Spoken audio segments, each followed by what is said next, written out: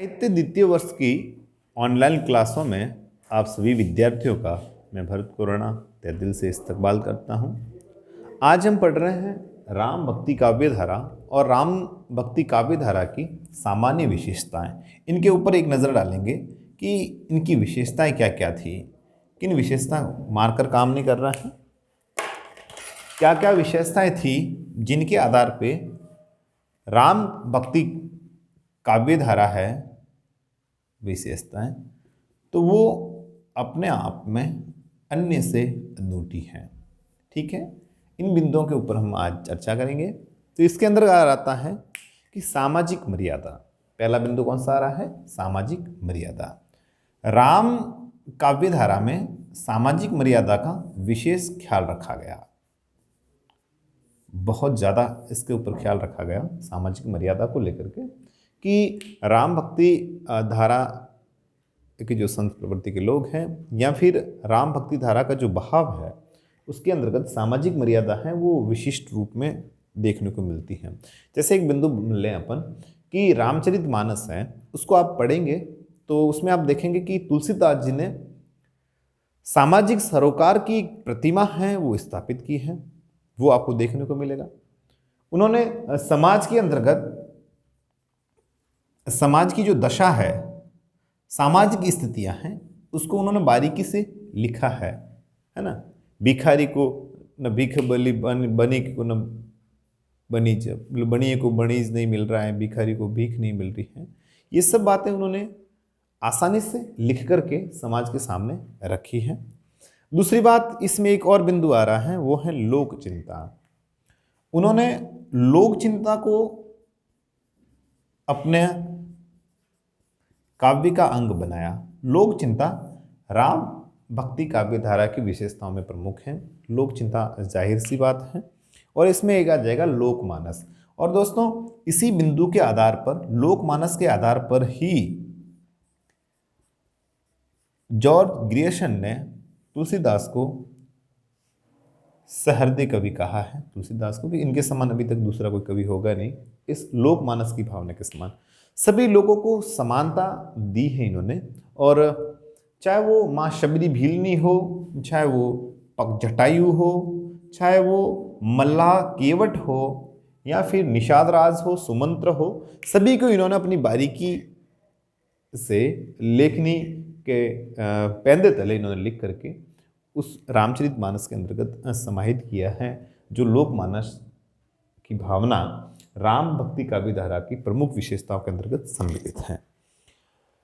दूसरी बात है लोक रक्षा। लोगों के सम्मान की रक्षा की गई है ना। इसमें रीतिकाल की तरह नहीं है कि स्त्रियों के अंगों का मांछल वर्णन करके वाहवाही बटोरी, वो चीज़ यहाँ देखने को नहीं मिल रही। इन्होंने लोक रक्षा की है, और लोक रक्षा के तहत इन बिंदुओं को, इन तथ्यों को अपनी कविताओं के अंतर्गत अपने साहित्य में लिख करके परोसा गए। एक और शब्द आता है, वो है लोक मंगल की भावना। सभी का मंगल हो, किसी का अमंगल नहीं हो, किसी का भी अमंगल नहीं हो, लोक मंगल की भावना। तो ये जितनी भी भावनाएं हैं वो सामान्यतः राम भक्ति काव्य धारा में देखने को मिलेगी, अन्य में नहीं। लोक मंगल की भावना यहाँ देखने को मिल रही है। लोक मंगल की भावना वीर गाथा काल में नहीं है, क्योंकि वीर गाथा काल में अगर लोक मंगल की भावना होती तो आपस में युद्ध होते ही नहीं, आपस में युद्ध होते ही नहीं। तो ये चीज़ें कहीं न कहीं आपस में यहाँ देखने को मिलेगी, और वो केवल और केवल राम भक्ति काव्य धारा में। ठीक है साहब। दूसरी बात है, राम ही उनकी कविता के विषय हैं। ठीक है, आप देखेंगे कि अन्य काल के जो कवि हैं वो कभी कभी प्रकृति को ले लेते हैं, कई बार नारी चित्रण को ले लेंगे, और नारी चित्रण के बाद में वो क्या करेंगे कि ज्योतिष को ले लेंगे, और ज्योतिष के बाद में भूगोल को ले लेंगे, या फिर खगोल को ले लेंगे। तो ये चीज़ें यहाँ नहीं देखने को मिलेगी। ये बिंदु है वो अन्य काल में देखने को, जैसे रीति काल में ये बिहारी जी के अंतर्गत मिल जाएगा, प्रकृति वर्णन मिल जाएगा, वापिस भक्ति के दोहे मिल जाएंगे, ठीक है, नारी चित्रण मिल जाएगा, ज्योतिष मिल जाएगा, खगोल मिल जाएगा। परंतु ये बाकी के जो बिंदु है, ये वाली विशेषताएं एक साथ देखने को मिल रही है। और इन जो कवियों का, इन साहित्यकारों का जो मुख्य बिंदु है मुख्य जो बात है वो केवल और केवल राम को आधार बनाकर ही करते हैं, अन्य किसी को भी आधार नहीं बनाते।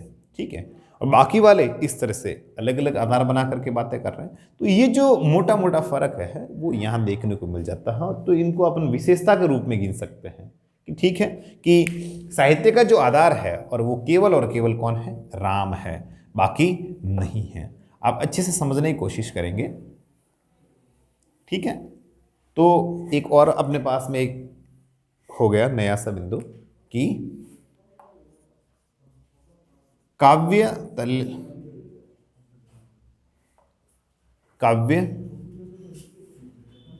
का आसरा राम, या फिर काव्य में केवल राम ही है, अन्य नहीं है, केवल राम, राम का भी वर्णन किया इन्होंने, अन्य का नहीं किया। तो ये बात बहुत ही ज़्यादा महत्वपूर्ण है। और इनके अंतर्गत नाना काव्य रूपों में उन्होंने राम का ही गुणगान किया है। अनेक काव्य रूप जितने भी लिखे गए, जैसे आचार्य केशव को आप देखेंगे, आचार्य केशव को कठिन काव्य का प्रेत कहा गया, तो आचार्य केशव ने भी रामचंद्रिका लिखी है, तो उनका राम तो है ही। और तुलसीदास जी ने राम जी के अलावा अन्य किसी का गुणगान नहीं किया। ठीक है, तो इनका जो राम भक्ति काव्य धारा के जितने भी साहित्यकार हुए, और वो केवल और केवल राम को ही अपने लेखनी में ढालते हैं, और वो गढ़ करके उन शब्दों को और समाज के सामने या फिर एक पाठक के सामने परोसने की कोशिश करते हैं। राम परम ब्रह्म होते हुए भी मनुज है, मन तनुज। ठीक है, राम हालांकि निराकार है, परम ब्रह्म है, ब्रह्म तो है पर कैसे है, परम ब्रह्म, परम ब्रह्म, परंतु फिर भी वो मनुज है। ठीक है, उसको मनुष्य के रूप में उकेरा गया है, मनुज के रूप में, मनुष्य के रूप में उनको उकेरा गया यहाँ पर। तो राम मर्यादा पुरुषोत्तम है, राम की मर्यादा का, राम की शील का, राम की गुणों का समाज के सामने इसलिए बताना जरूरी समझा गया क्योंकि इससे समाज कुछ न कुछ सीख लेगा, समाज कुछ न कुछ समझेगा, समाज भटकेगा नहीं। और ये बातें इन्होंने बड़ी बारीकी से, जिस प्रकार से एक शिल्पकार अपनी चैनी और हथौड़ी से बिल्कुल बारीक नक्काशी करता है, उसी प्रकार से इन्होंने समाज के सामने रखी है। दूसरी बात है, मानवीय करुणा पालने वाले हैं कौन, राम, राम है। और इन्होंने राम भक्ति काव्य धारा के साहित्यकारों ने राम को मानवीय करुणा का सोता बताया है। सोता का मतलब जहां से जल फूटता है, या फिर इसको कह सकते हैं मानवीय करुणा का आधार। किनको बताया है, राम को। राम को मानवीय करुणा का आधार बताया है। राम के अंतर्गत दया है, राम के अंतर्गत करुणा है, राम के अंतर्गत विनय है। जब समुद्र से रास्ता मांगते हैं कि मुझे रास्ता दीजिए, मुझे मेरी अर्धांगिनी सीता की खोज में लंका जाना है, जब रास्ता नहीं दिया जाता है तो अंततः वो बाण निकाल करके एक दिन उसके सामने हो जाते हैं, परंतु उससे पहले वो विनय करते हैं, अनुनय करते हैं, प्रार्थना करते हैं। ठीक है, उनके अंतर्गत करुणा है, उनके अंतर्गत प्रेम है, और वो करुणा के बहुत ही गहरे पात्र हैं, इसलिए उनको कृपा सिंधु कहा गया। किनको, राम को। रामचरितमानस में तुलसीदास ने जिस आदर्श व्यवस्था के रूप में राम राज्य का स्वप्न बुनते हैं, उसमें जाति, वर्ण, धर्म, संप्रदाय, अमीर गरीब अपनी पृथक सत्ता खो देते हैं। राम राज्य, राम का राज्य कौन सा हो जाएगा, संबंध तत्पुरुष। तुलसीदास जी ने रामचरितमानस में अमीर गरीब का जो भाव है वो नहीं लिखा। उन्होंने जाति, धर्म, संप्रदाय, ये जितने भी बातें हैं, वर्ण, इन सबको अलग रखा, तटस्थ रखा। उन्होंने जाति प्रथा को बिल्कुल ही आधार नहीं बनाया। अगर जाति प्रथा को आधार बनाया होता तो माँ शबरी का वर्णन क्यों करते, केवट का वर्णन क्यों करते, निषाद राज का वर्णन क्यों करते, जाम्बवत जी का वर्णन क्यों करते हैं, है ना। उनमें उन पात्रों को लिया गया जो कहीं न कहीं पिछड़े हुए थे, कहीं न कहीं हाशिए पर रखे हुए थे। जब रावण ने अपने भाई विभीषण को एक दरकिनार कर दिया तो उन्होंने कहा मुझे रावण की जरूरत नहीं, मुझे विभीषण की जरूरत है, क्योंकि वो आदमी हटाया गया है, उसको हाशिए पे फेंका गया। तो ऐसे लोगों को शामिल किया उन्होंने। वो चाहते, बाली रावण को 6 महीने अपने काख में दबा करके रखा था, रावण को लेकर के अपने पूरे दुर्ग का चक्कर काटा था। वो चाहते तो बाली को लेकर के बाली को अपने पक्ष में मिला लेते, पर नहीं, उन्होंने कहा कि तुमने अपने छोटे भाई की स्त्री का हरण किया है, इसलिए तुम्हें पापों की सजा मिलनी चाहिए। इसलिए उन्होंने बाली का वध किया, उन्होंने सुग्रीव का साथ दिया। किसका साथ दिया? सुग्रीव का। उन्होंने बाली का साथ नहीं दिया। क्यों नहीं दिया? क्योंकि अगर वो सुग्रीव का साथ नहीं देकर के बाली का साथ देते तो फिर ये जो आप अभी शब्द कह रहे हैं, कौन सी? रामकाव्य धारा की विशेषताओं के अंतर्गत कि लोक रक्षा की भावना थी, लोक मानस की भावना थी, लोक चिंता की भावना थी, लोक मंगल की भावना थी और सामाजिक मर्यादा की भावना थी, ये बिंदु आप नहीं कहते। तो ये बातें उनमें देखने को मिलती हैं।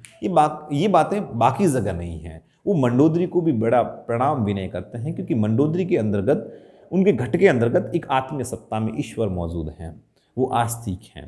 तो ऐसे ऐसे लोगों का बड़ा प्यार से सम्मान करते हैं। जब चित्रकूट में पर्णकुटी का निर्माण किया जाता है, जब मंदाकिनी नदी के आसपास में पर्णकुटी का निर्माण करने के लिए विश्वामित्र जी उनको जगह बता देते हैं और उसके बाद में विश्वकर्मा जी आकर के उसका निर्माण करते हैं।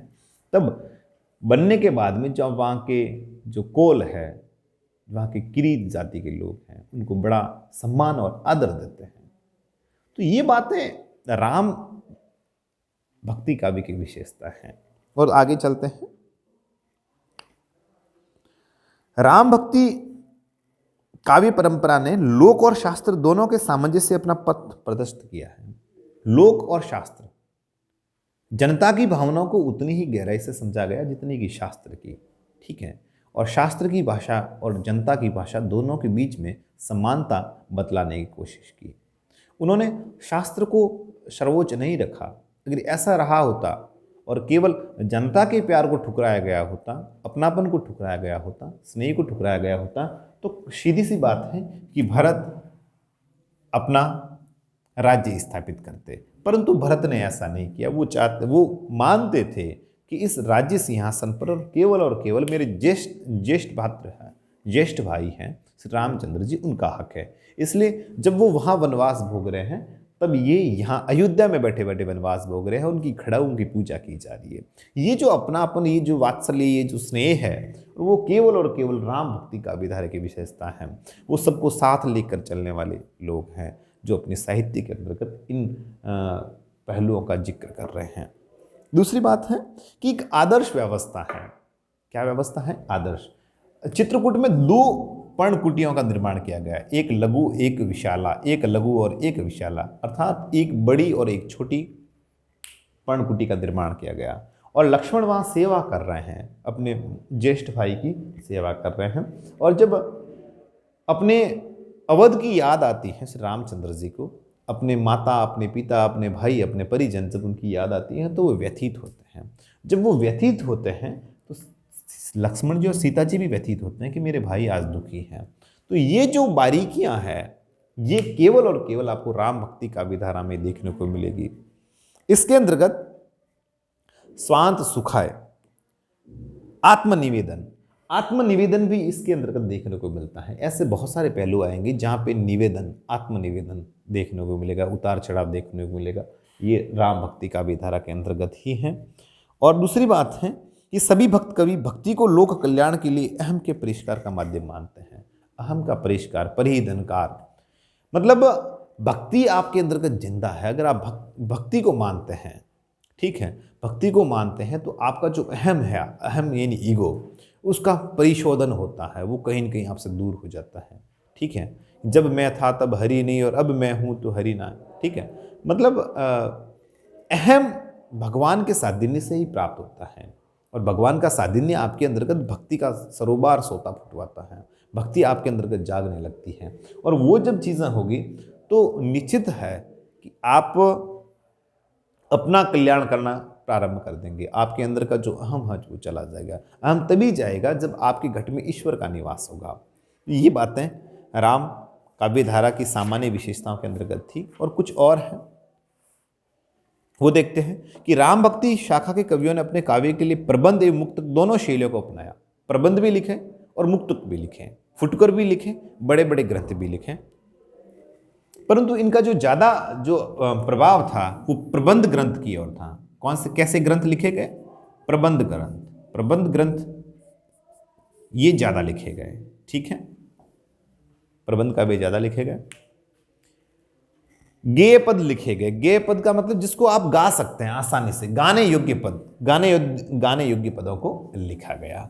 किसके अंतर्गत? राम भक्ति काव्य धारा के अंतर्गत गेय पदों को लिखा गया।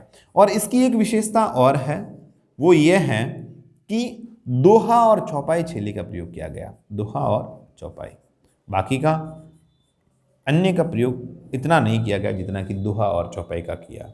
आप आचार्य तुलसी को देख लीजिए, उनके अंतर्गत दोहा और चौपाइयाँ इतनी प्यार और इतनी तल्लीनता से लिखी गई है कि पढ़ने वाला पाठक भाव विभोर हो जाता है। आगे है,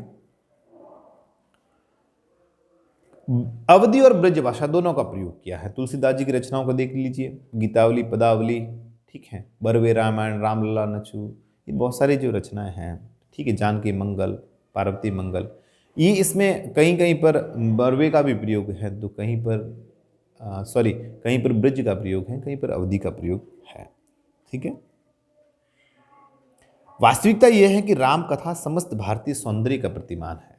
ठीक है, भारत का जितना भी सौंदर्य है उसका एक प्रतिमान है, उसका एक उदाहरण है, और वो केवल और केवल राम भक्ति काव्य धारा में देखने को मिलता है। तो राम भक्ति काव्य धारा की विशेषता इस वीडियो के अंतर्गत हमने देखी।